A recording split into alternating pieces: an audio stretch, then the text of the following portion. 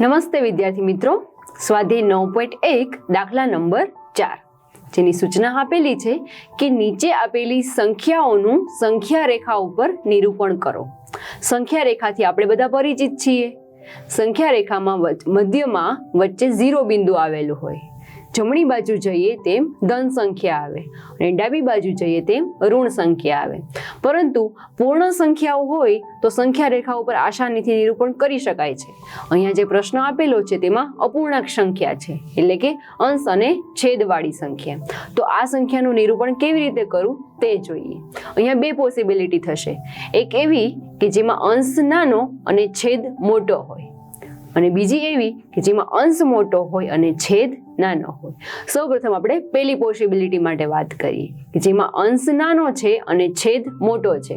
તો એવી અહીં આપણી સમક્ષ પહેલી, બીજી અને ચોથી રકમ છે, જેમાં અંશ નાનો અને છેદ મોટો છે.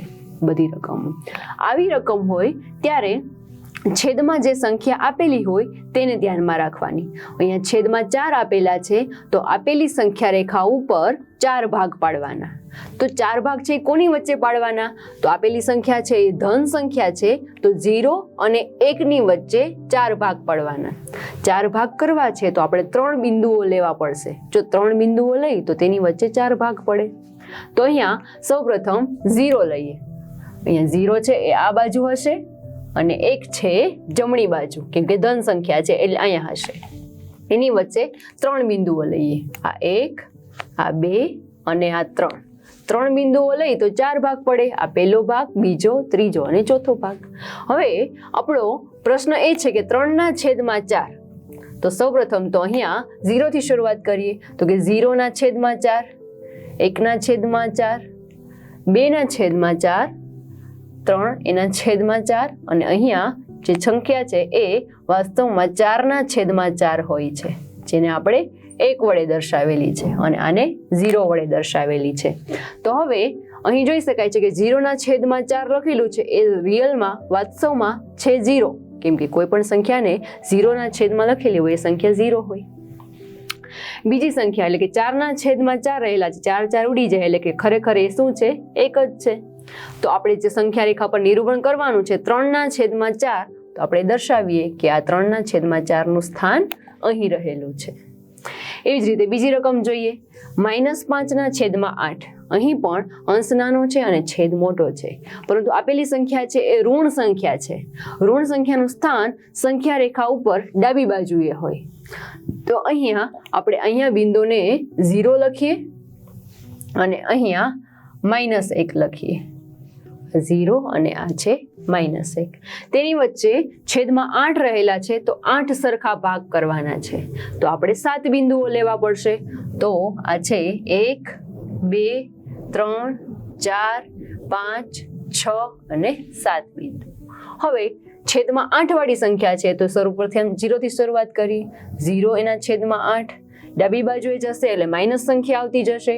-1, -2, -3, -4, -5, -6, -7 અને છેલ્લે આવશે -8.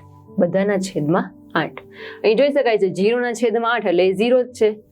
-8 ના છેદમાં 8 એટલે એ શું છે? -1 છે. આપણે દર્શાવવાના છે -5 ના છેદમાં 8, તો એનું સ્થાન અહીં રહેલું છે, -5 ના છેદમાં 8. હવે ચોથી રકમ જોઈએ. ત્રીજી રકમ છે એ અલગ છે, લાસ્ટમાં જોઈશું. ચોથી રકમ જોઈએ. 7 ના છેદમાં 8.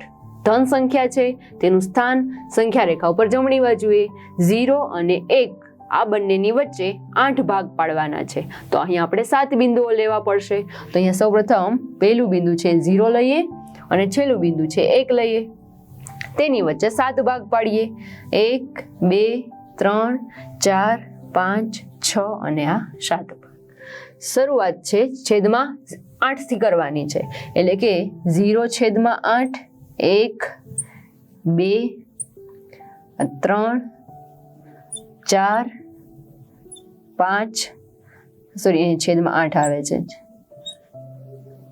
ત્યારબાદ આવશે 6, ત્યારબાદ 7 અને લાસ્ટમાં આવશે 8. 8ના છેદમાં 8 એટલે એ 1 છે અને 0ના છેદમાં 8 એટલે એ 0 છે. આપણે દર્શાવવાના છે 7ના છેદમાં 8, તો એનું સ્થાન અહીંયા રહેલું છે 7ના છેદમાં 8. તો હવે ત્રીજા નંબરની રકમ જોઈએ, -7ના છેદમાં 4. અહીં જોઈ શકાય છે કે અંશ મોટો છે અને છેદ નાનો છે, તો આવા સંજોગોમાં જે છેદ આપેલો છે એના ડબલ કરવાના. 4 છે એના ડબલ કરીએ એટલે કે 4 ગુણ્યા 2 એટલે થશે 8. તો હવે 7 છે એ 4 અને 8ની વચ્ચે આવે છે, તો કે હા 4 અને 8ની વચ્ચે 7 આવે છે. તો અહીંયા આપણે 8 સરખા ભાગ કરવાના. આ 8 સરખા ભાગ છે કોની કોની વચ્ચે કરવાના, તો કે 0 અને -2ની વચ્ચે.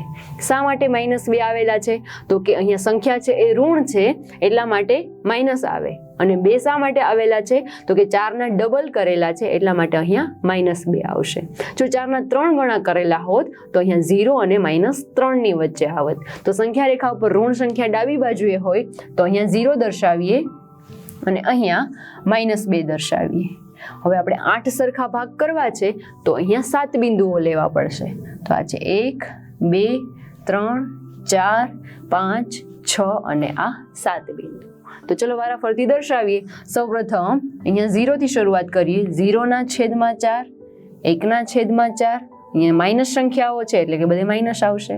ત્યારબાદ -2, -3, -4, -5, -6, -7 અને છેલ્લે આવશે -8.